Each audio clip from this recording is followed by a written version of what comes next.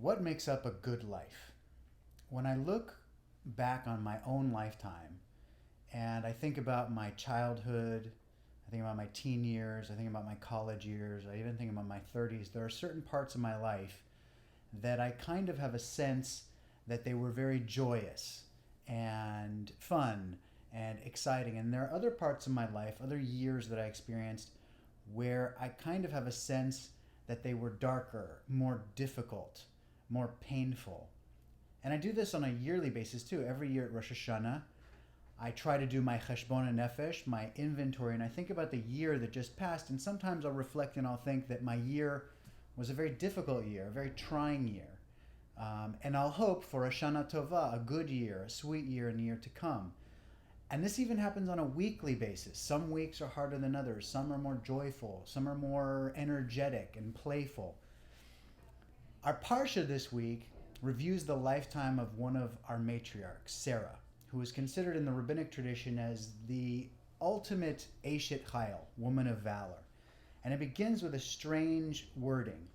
The Hebrew text says, Vayiyu Chayei Sarah, mea shana ve'esrim shana ve'sheva shanim shnei Chayei Sarah. Now, those of you who know Hebrew, you'll know that the word lifetime is actually repeated twice in one sentence, and the word shanim, or shana, for years is repeated 4 times in one sentence, all meaning this is the lifetime of Sarah. She lived 127 years.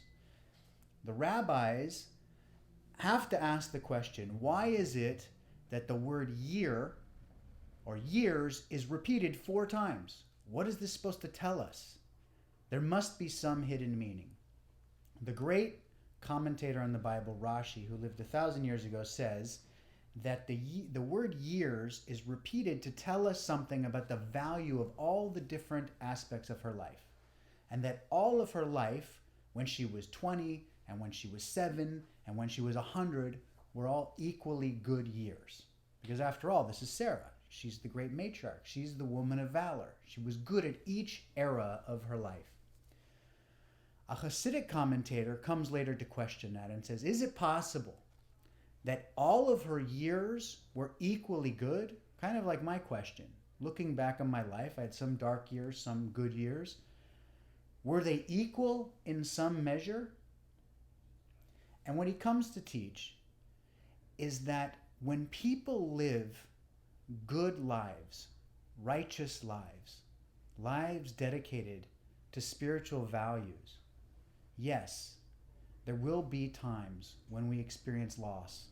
There will be times when we feel more depressive and darker. And there will be years and times when we feel much more joy and much more surprise and love. And it may not be true that all of those years and those times in our lives are equally good, but they are all good. They're different and good.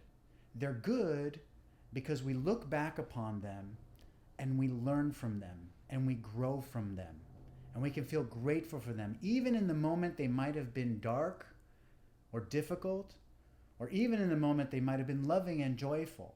One does not negate the other. One does not deny the other aspect of ourselves.